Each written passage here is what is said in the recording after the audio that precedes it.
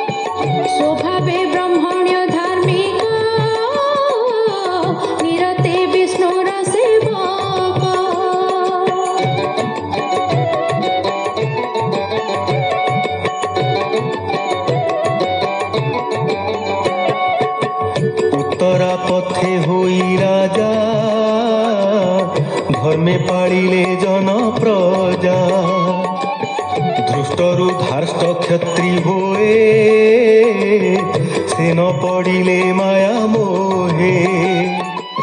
निरते ज्ञान भावे जानी पूजिले प्रभु चक्र पाणी हरि भक्ति भाव भोले बसिले समाधि निश्चले। दिष्ट वंशर कथा मान एबे तू सुन हो राजन ना भाग नामे दिष्ट सुत कर्मे से वैश्य जाति प्राप्त।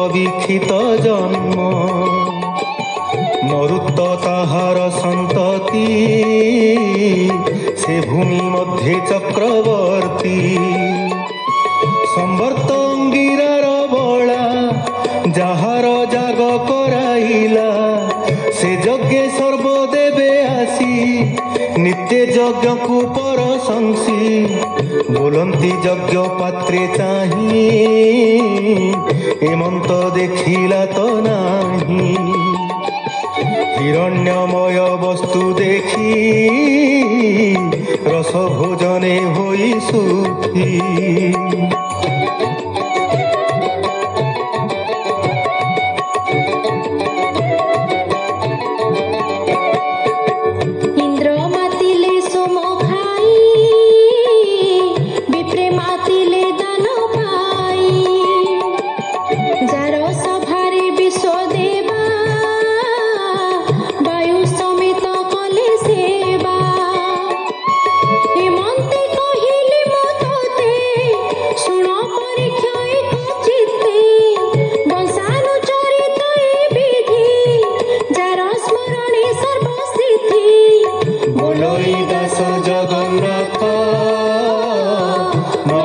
स्कंधे भागवत बोलई दास जगन्नाथ